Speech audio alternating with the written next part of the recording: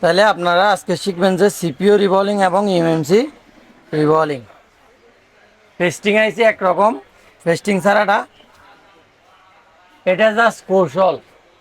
আপনার যদি হাতের স্কিল ভালো না থাকে, আপনি যদি বুঝতে না পারেন কখন তুলবেন, তাহলে এটা পেস্টিং হোক আর এমনি নর্মাল হোক, দুর্ঘটনা ঘটবে।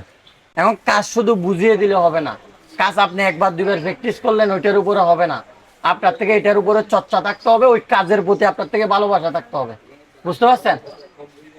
আসেন তাহলে সিপিইউটা রিমুভ করি।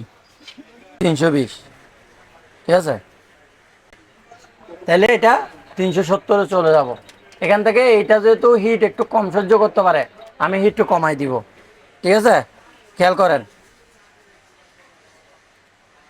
এটা পেস্টিং ছাড়া হোক বা পেস্টিং ওয়ালা হোক, আইসির ভিতর থেকে একটু বুটবুট বের হবে।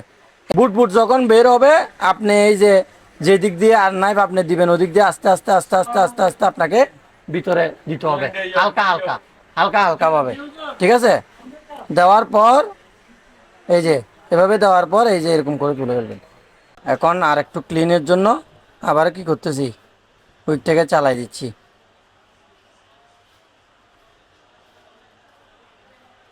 এখন আমি যেটা বলি, আপনার থেকে এখান থেকে ট্রেনিং থেকে বেরিয়ে কাজের টেবিলে দ্রুত সময়ের মধ্যে বসে যাইতে হবে। ঠিক আছে, যাতে আপনি প্র্যাকটিসের মধ্যে থাকতে পারেন। আপনি একটা দুইটা কাজ করে যদি কাস্টমারের কাজ করতে যান, আপনার দুর্ঘটনা ঘটবে, এটা একদম শিওর। এটা আরেকজনের কাজ করছে, আরেকজন আরেকজনের মতো করেই করছে।